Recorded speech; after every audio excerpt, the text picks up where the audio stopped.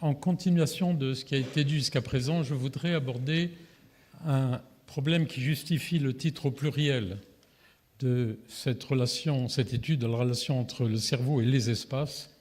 Et je voudrais vous parler de la multiplicité des espaces et des stratégies cognitives de l'enfant à l'adulte.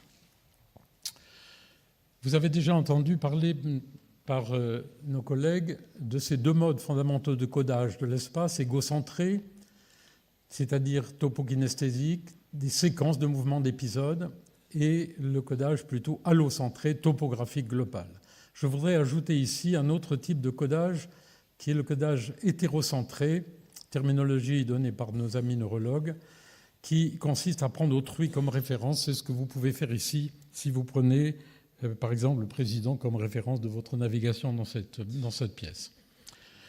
Mais il y a plus. En effet, les neurologues nous ont expliqué, nous ont montré depuis très très longtemps que des lésions spécifiques dans le cerveau provoquaient des déficits dans des espaces particuliers. L'espace de préhension, qui est celui qui me permettrait éventuellement de bouger ces micros, l'espace proche, l'espace distant et l'espace imaginaire, comme celui que vous pourriez activer si vous imaginez comment vous allez sortir du Collège de France. Et nos collègues allemands ont fait cette expérience très simple. Ils ont mis un sujet dans l'IRM, ils lui ont fait pointer avec un laser à 70 cm, comme je fais en ce moment, ou à 2 mètres seulement, c'est-à-dire si j'envoie ce laser à 2-3 mètres. Eh bien, ce sont des réseaux différents dans le cerveau qui sont activés lorsqu'on fait ce saut d'un espace à l'autre. Une modularité, par conséquent, qui a été construite au cours de l'évolution. Et la question, le défi, pour lequel je ne vais pas apporter toutes les réponses, mais le défi pour nous est de savoir quelles sont les bases neurales de ces différents espaces. Alors déjà, l'espace du corps, eh bien, Walter Penfield, le grand neurologue canadien, avait déjà dit que dans le cortex temporopariétal ici, il y a une structure qu'il avait étudiée chez les patients épileptiques, responsable de la conscience du schéma corporel. C'est awareness, les Anglais ont 2 mots, awareness et consciousness, nous n'en avons qu'un, et des relations avec l'espace. Awareness of body scheme and spatial relationship, la construction d'un schéma du corps et des relations avec l'espace. Et j'ai eu la chance, il y a quelques années, de travailler avec Philippe Cahanet et son équipe à l'hôpital Nord de Grenoble, où opère aussi notre collègue Ben Abid. Et nous avons ensemble collationné des données de stimulation électrique chez les patients épileptiques qui ont montré qu'effectivement, cette région-là, qui est aussi la station la plus élevée du système vestibulaire, du cortex vestibulaire, mais aussi toute la région du sillon temporal supérieur, est impliquée dans ces relations prédites par Penfield entre la conscience du corps et les relations avec l'espace, puisque quand on stimule ici, on obtient chez ces patients des illusions de rotation qui font penser tout à fait au phénomène d'autoscopie et autoscopie, sortie du corps, qui ont été si magnifiquement étudiés récemment à Lausanne par notre collègue Olaf Blanke, qui a identifié dans toute cette région des mécanismes et des sous-régions impliquées dans ces mises en relation du corps avec l'espace. Donc, autrement dit, on progresse un peu sur ce qu'on pourrait appeler actuellement les fondements du codage égocentré, en quelque sorte, pendant la navigation. Je me permets aussi de vous rappeler ces études que j'ai eu la chance de faire au fil des années avec toute une série de collègues chez le singe, le rat et l'homme, et qui ont établi par différents types de méthodes, depuis la neurophysiologie jusqu'à l'IRM, qu'il y a des projections des systèmes vestibulaires, ça a été mentionné tout à l'heure par les collègues, vers la formation hippocampique, influençant par exemple la construction des neurones de direction de la tête, dont Neil Burgess vous a parlé tout à l'heure. Autrement dit, on connaît aussi un peu mieux le rôle fondamental que joue ce système vestibulaire éventuellement dans la construction et l'élaboration de ces cartes hippocampiques à partir de la perception du corps, puisque tout ça passe en partie par ce cortex vestibulaire pariéto-insulaire dont je vous ai montré les images il y a un instant. Donc le problème est aussi de comprendre pas seulement cette construction du corps propre pour lequel on progresse doucement mais assez bien, mais en même temps de comprendre les différents réseaux qui permet de coder de façon égocentrique ou allocentrique. Alors, une immense littérature a été produite depuis une quinzaine d'années, à laquelle ont contribué notamment tous nos amis de Londres et Neil Burgess, qui ne vous en a pas parlé. Voici une expérience que j'aime bien montrer. On met le sujet dans l'IRM, on lui montre, on le fait naviguer dans un palais virtuel, et on met dans la cour 2 poubelles et une balle. Et on lui pose 4 questions. Quelle est la balle qui est la plus proche de vous? Je vous pose la question. C'est une tâche égocentrée de mise en relation de votre corps avec la poubelle. Vous allez répondre la verte, la verte, la verte. Quelle est celle qui est la plus proche de la balle rouge? Vous pouvez le faire même sur l'image. Mais la question cruciale, c'est laquelle est plus proche du mur le plus grand du palais. Et comme on montre une petite image ici, ceci exige que le sujet reconstruise la totalité du palais. Comme si je vous demandais, est-ce que cet écran est parallèle à l'avenue des Champs-Élysées? Ce qui, évidemment, vous l'imaginez très bien, vous demande en ce moment de faire une réorganisation complète de votre codage de l'espace. Et on a pu montrer dans l'IRM, avec nos équipes ici, Le Bihan et mes amis italiens à l'époque, que le codage égocentré, quelle poubelle est plus proche de vous, active un réseau pariéto-frontal qu'on trouve aussi d'ailleurs dans la négligence spatiale, et la tâche plus allocentrée, un certain nombre de structures, et en particulier une aire dont je vais vous dire un tout petit mot, le cortex rétrosplénial que vous avez vu illustré par Neil Burgess tout à l'heure, et l'hippocampe, et une autre structure dont je vais vous dire un tout petit mot, le paré-hippocampe. Donc une modularité ici aussi dans le codage différentiel de ces 2 modes de représentation et de navigation dans l'espace. Voici aussi un complément qui a été fait à Grenoble, où j'ai eu la chance de travailler avec l'équipe de Philippe Canet et aussi Jean-Philippe Lachaud, qui est à Lyon. Nous avons pu enregistrer chez les patients épileptiques, grâce à ces électrodes implantées pour l'exploration fonctionnelle de leur foyer épileptique, l'activité en particulier dans le para-hippocampe, dans la tâche que je viens de vous décrire. Et si vous regardez ici, en dehors des contrôles, qui sont les autres conditions qui sont plus simples, lorsqu'on demande au sujet quelle est la balle qui est la plus proche de l'aile la plus longue du palais, comme je faisais il y a un instant quand je vous demandais est-ce que cet écran est parallèle à l'avenue des Champs-Élysées, vous voyez qu'il y a une prolongation de l'activité. En abscisse, vous avez le temps. 0, c'est le moment où on montre l'image, à peu près 1 seconde ici. Et en ordonnée, il s'agit d'un enregistrement intracrânien d'électroencéphalographie. Ça n'est pas des neurones uniques. Et c'est dans la bande dite la bande gamma. Vous voyez cette prolongation d'activité qui témoigne que le pari-hippocampe est impliqué dans ce changement de point de vue, dans cette dynamique en quelque sorte du changement de stratégie. Et nous avons j'ai eu là aussi la chance de travailler avec l'équipe de Marie-Lise Krebs et d'Isabelle Amado à l'hôpital Sainte-Anne avec un psychologue venu de Berlin pour regarder sur une petite population de schizophrènes les déficits dans la manipulation de ces référentiels spatiaux dans cette population. Et nous avons montré ensemble qu'ils avaient quelques perturbations mineures dans le codage dans chaque espace, mais surtout, ils avaient une difficulté de passer d'un codage à l'autre, comme vous le faites en ce moment, comme nous le faisons tous, quand vous pensez à votre table, à votre voisin, ou à sortir d'ici, ou à rentrer chez vous ce soir. C'est cette dynamique du passage qui, je pense, est aussi extrêmement importante au cours du développement de l'enfant et dans un certain nombre de pathologies, et j'ai osé proposer qu'il s'agit d'un trait transnosographique dans un grand nombre de maladies. Et nous avons essayé de travailler pour établir des paradigmes pour étudier ça. Un exemple qui concerne cette fois l'usage de la référence hétérocentrée, c'est-à-dire prendre autrui en quelque sorte comme repère, mais aussi changer de perspective, et le paradigme de la maison de Corbusier. Nous avons créé cette maison dans un monde virtuel. Nous y avons mis une poupée. Je vous montre cette poupée. Vous voyez qu'elle regarde la lampe. Et dans la prochaine diapo, je vais, dans la diapo suivante, un de mes maîtres me disait que c'est dans le métro qu'on va à la prochaine, pardonnez-moi. Donc la diapo suivante va vous montrer la lampe du point de vue de l'avatar, et vous allez me dire si la lampe est bien vue du point de vue de l'avatar. Oui ou non? Oui, dans ce cas-là, oui, mais nous pouvons tromper le cerveau et donc étudier avec ce genre de paradigme, à la fois sur le plan du comportement, mais aussi en imagerie, les aires qui sont impliquées dans ce changement de paradigme. Vous voyez, qu'en vous posant la question ici, en quelque sorte, je vous propose de sortir de votre chaise et d'aller vous mettre en ce moment dans le corps de l'avatar pour pouvoir répondre ensuite à la question. Donc c'est bien un paradigme de manipulation.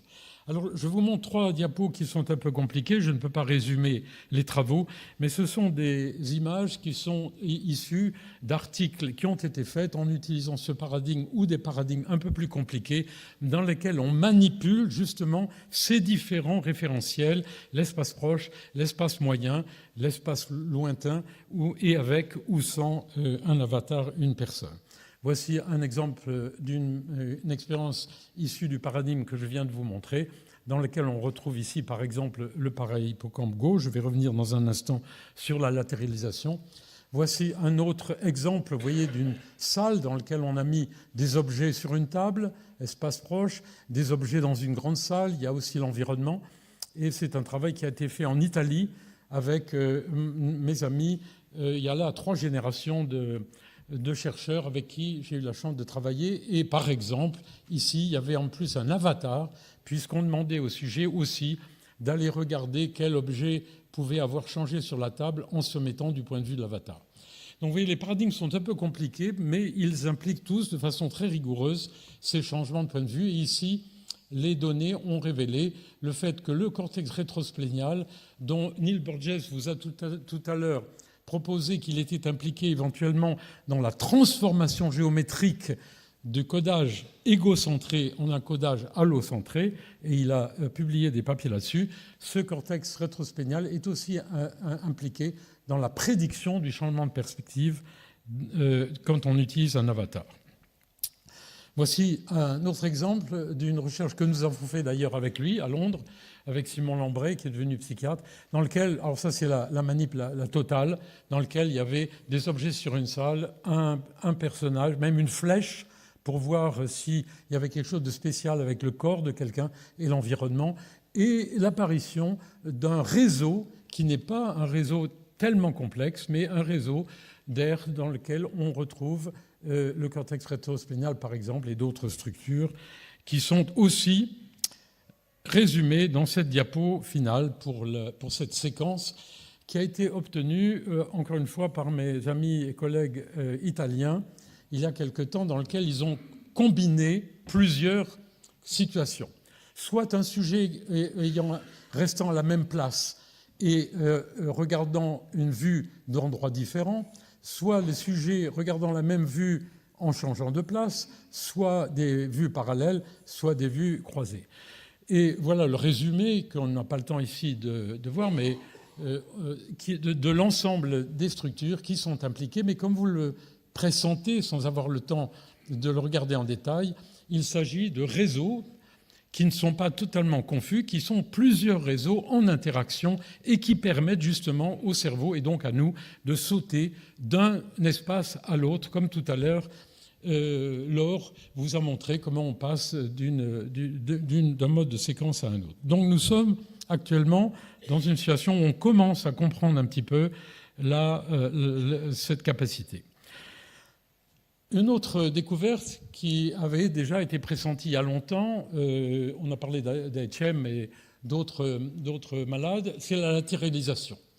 Il y a quelques années, nous avons proposé à Michel Bollack, qui est épileptologue à la Salpêtrière, et 2 neuropsychologues et neurologues, l'idée que peut-être il y avait une latéralisation dans la fonction de l'hippocampe chez l'homme. Et j'ai proposé que l'hippocampe gauche, comme cela avait d'ailleurs été aussi suggéré par Eleanor Maguire, par exemple à Londres, est impliqué dans l'aspect égocentré, séquentiel des événements. Comment est-ce que, quand vous êtes venu à l'entrée du collège, vous avez peu à peu marché, monté l'escalier, cette description qui d'ailleurs est aussi la description langagière, qui est à gauche, le langage. Et c'est peut-être pas étonnant qu'il y ait cette spécialisation. Et l'hippocampe droit serait peut-être plutôt impliqué dans la cartographie allocentrée globale.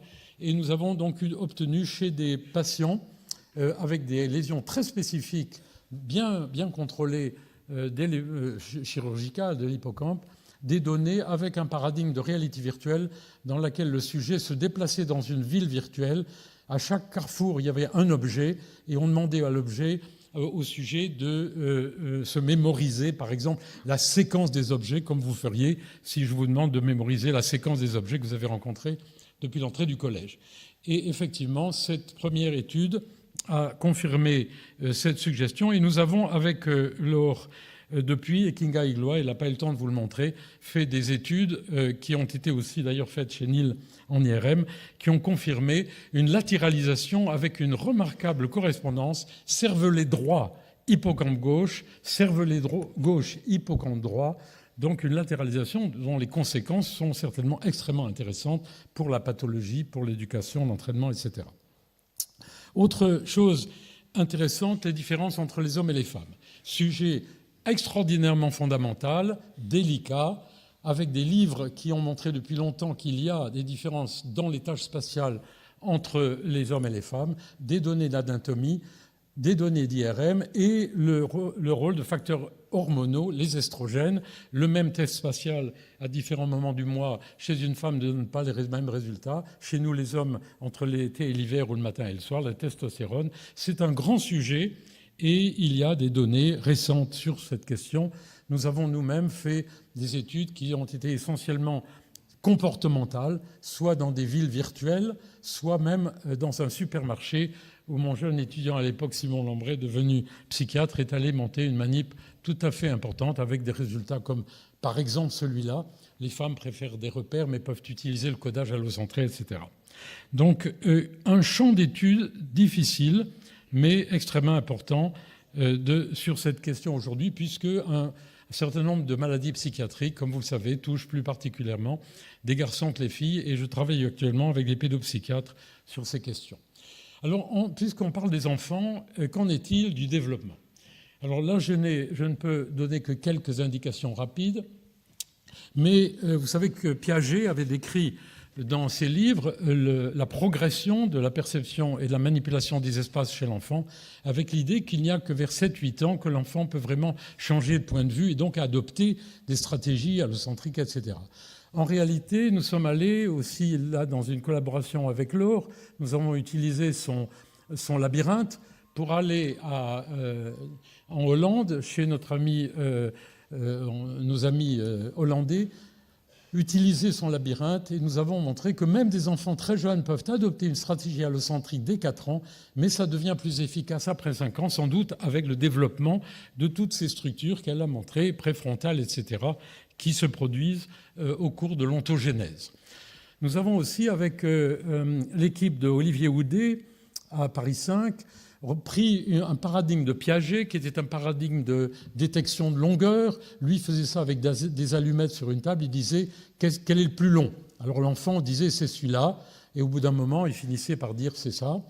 Et nous avons montré en réalité virtuelle cette tâche soit en perspective allocentrée, soit égocentrée, comme quand vous conduisez votre voiture. Et nous avons effectivement montré que c'est bien entre 5 ans et 10 ans que se produit une diminution drastique des erreurs dans la tâche allocentrée, montrant qu'il y a bien là une tranche d'âge intéressante sur laquelle on doit pouvoir travailler, puisqu'en plus elle est absolument cruciale aussi bien pour l'éducation, l'enseignement, la pathologie, etc.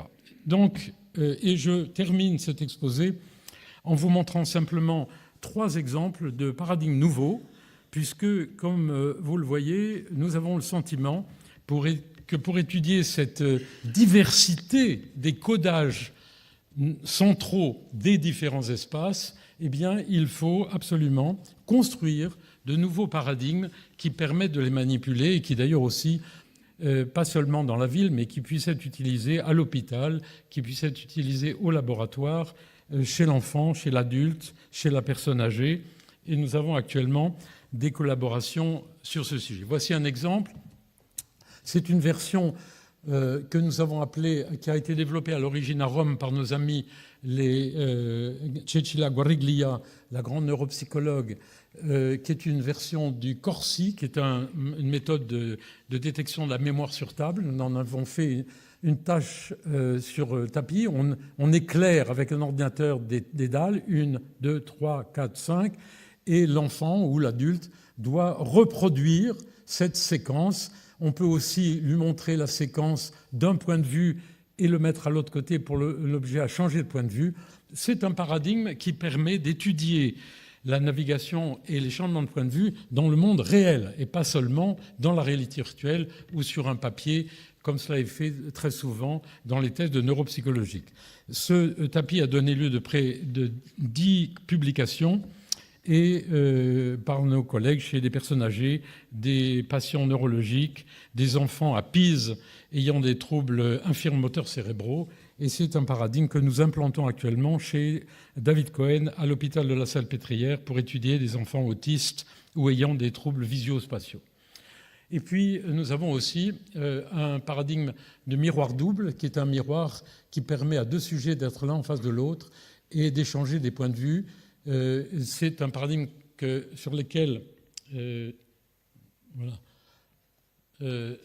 travaillent actuellement des équipes de pédopsychiatres, et nous avons déjà une des publications concernant des changements de perspective, ou même un papier qui vient d'être accepté dans Nature Schizophrenia, fait avec Sylvie Tordjman sur des enfants schizophrènes. Et je termine cet exposé en vous disant que tout cela joue aussi un rôle très important dans les relations sociales, et en particulier l'empathie. Vous savez que l'empathie est très à la mode. Vous pouvez acheter une machine à laver empathique, mais en réalité, nous avons décrit il y a déjà quelques années, avec Gérard Jorland, historien des sciences avec qui j'ai travaillé et à qui je voudrais rendre un hommage aujourd'hui, car il est décédé récemment. Nous avons proposé, à la suite des travaux d'ailleurs des philosophes allemands, qu'il y a deux modes fondamentaux d'interaction avec autrui. La sympathie, Mitfühlung, disaient les Allemands, sentir avec, c'est la contagion émotionnelle, c'est sans doute la fonction principale des neurones miroirs, ces neurones qui se déchargent aussi bien lorsque je fais un geste ou lorsque je vous vois le faire, vous me voyez le faire. Et l'empathie est très différente. L'empathie consiste à se mettre à la place de l'autre avec un changement de point de vue, de référentiel spatial, en utilisant son corps virtuel, tout en restant soi-même sans forcément éprouver les émotions. En effet, si un médecin voit quelqu'un qui pleure, ça ne sert à rien qu'il ait la contagion émotionnelle, il faut inhiber. Autrement dit, la véritable empathie, c'est une série de mécanismes très complexes, de changements de perspective. Et par exemple, si je veux être empathique avec le président qui se demande si je vais finir mon exposé, eh bien, il faut que je me mette à sa place et que je le vois. Et nous avons développé pour ça un paradigme d'un funambule.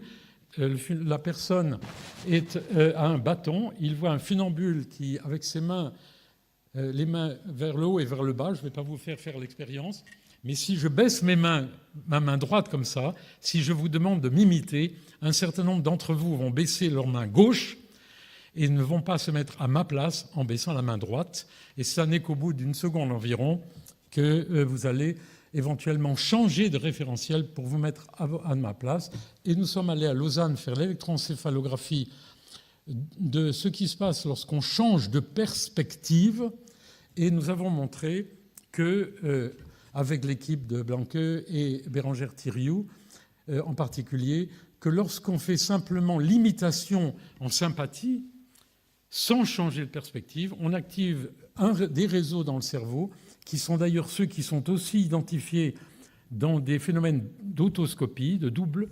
Et lorsqu'au contraire, on change vraiment de perspective pour se mettre à la place de l'autre, on active des structures qui sont celles d'ailleurs qui étaient identifiées par les neurologues comme les autoscopies. Par conséquent, il y a là un champ extrêmement intéressant qui ne concerne pas seulement la navigation, mais aussi les relations avec autrui. Et nous avons montré à Poitiers que des patients schizophrènes ont aussi des déficits dans cette capacité. Merci.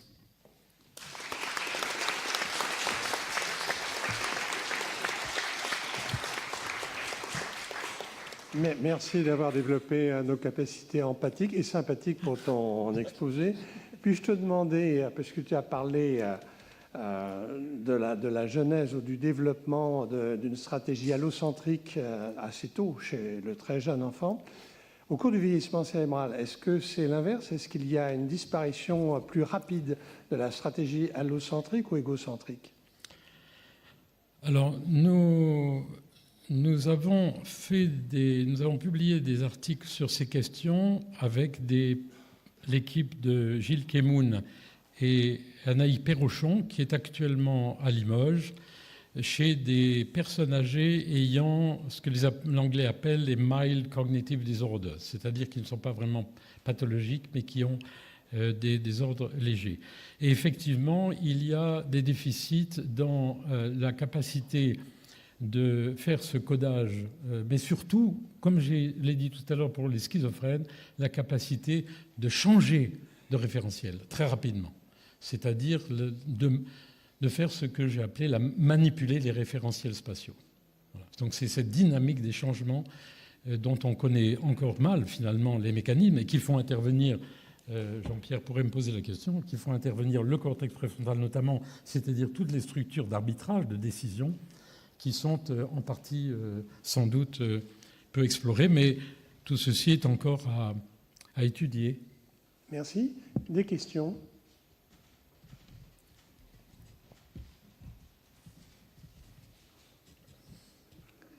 Le système vestibulaire que tu connais très bien et sur lequel tu as insisté, là aussi chez le sujet âgé, c'est un système qui se détériore. Est-ce que lui aussi peut être responsable de troubles dans les stratégies que tu as décrites et éventuellement de chute, puisque c'est un problème récurrent chez le sujet âgé? Alors, si on s'en tient à la navigation, la question a été posée et notre ami, le professeur Thomas, à Munich, toute une équipe en réalité a fait des expériences comme celle qu'a décrit Neil Burgess en réalité virtuelle en donnant à des patients vestibulaires des tâches de navigation spatiale. Et il est maintenant établi que les sujets ayant des troubles vestibulaires ont aussi des tâches de navigation spatiale. Je dirais à Yves que, comme tout à l'heure, c'est que ce qui est tout à fait étonnant, c'est que jusqu'à ce qu'on l'ait systématiquement exploré, ça n'avait pas été identifié. Mais on sait maintenant qu'il y a clairement des déficits dans la navigation spatiale. La chute, c'est beaucoup plus compliqué. Bien sûr, la chute du système vestibulaire va intervenir. Mais il est clair, il y a aussi à Marseille Christophe Lopez qui travaille maintenant sur ces questions et qui a aussi montré des difficultés dans l'orientation spatiale chez les patients vestibulaires. Mais là aussi, tout le problème est de l'explorer. Et ce qui est intéressant dans l'établissement de paradigmes pour l'explorer, c'est qu'on peut espérer d'établir aussi des paradigmes pour la réhabilitation. Parce que finalement, les paradigmes que j'ai commencé à vous montrer, notamment celui que sur lequel nous avons travaillé à Paris avec Olivier Audet et avec Jean-Xavier et David Cohen d'un funambule chez l'enfant, tous ces paradigmes pourraient aussi bien servir à détecter finalement qu'à réhabiliter. Nicolas Danchin. Antoine Danchin, pardon. Juste une petite question. Les limites de l'espace du corps, les limites de l'espace du corps ne sont-elles pas floues? Par exemple, quand on conduit une voiture, assez rapidement, on n'a pas besoin on a l'impression que ça fait partie du corps. Oui, merci. Alors c'est tout à fait le cas. On le sait tous. Quand on écrit au bout du crayon, on a l'impression que le schéma corporel est étendu. Il y a là-dessus de très très jolies expériences qui ont été faites il y a déjà un certain nombre d'années chez le singe par un chercheur japonais, Hiriki, qui a doté un singe d'un râteau pour aller attraper une pomme, et il a montré que les neurones qui codent le bout du doigt ont un champ récepteur qui s'étend au bout. Il y a aussi des études moi, dans mon labo, nous avons aussi fait des études sur la flexibilité du schéma corporel avec des techniques de réalité virtuelle. Donc oui, le schéma corporel, il est non seulement extensible, mais il est extraordinairement flexible, puisqu'il y a des choses comme par exemple la main de caoutchouc, c'est-à-dire, vous savez que si je cache ma main derrière un écran et qu'on met une main de caoutchouc devant moi sur ce podium, Donc ma vraie main est cachée, on met une main de caoutchouc devant moi. Si l'expérimentateur va toucher les deux mains en même temps, au bout de très peu de temps, j'ai le sentiment que la main de caoutchouc est ma propre main. Et il y a des données d'ailleurs de nos amis Erkson par exemple, qui ont montré que c'est aussi vrai pour le corps entier, et puisqu'il peut y avoir quelqu'un qui prend une image de moi avec une caméra derrière, qui me projette l'image de mon corps dans un casque de réalité virtuelle. Je vois Berthoz là-bas, virtuel devant moi, et si on me touche dans le dos et que je vois la baguette me toucher devant moi, il y a un très joli papier Science de Blanque il y a quelque temps. Au bout de très peu de temps, j'ai l'impression que mon corps s'est déplacé. Donc oui, il est extensible jusqu'à un certain point. Moi, j'ai été dans un 747 une fois, dans le cockpit de pilotage à l'atterrissage, et le commandant pilote, et l'atterrissage s'est fait avec le navigateur annonçant à haute voix le nombre de pieds. Et j'ai dit au pilote, mais pourquoi vous avez besoin qu'il annonce? Il m'a dit, mais parce que je ne sens pas. Les pieds, c'est trop long.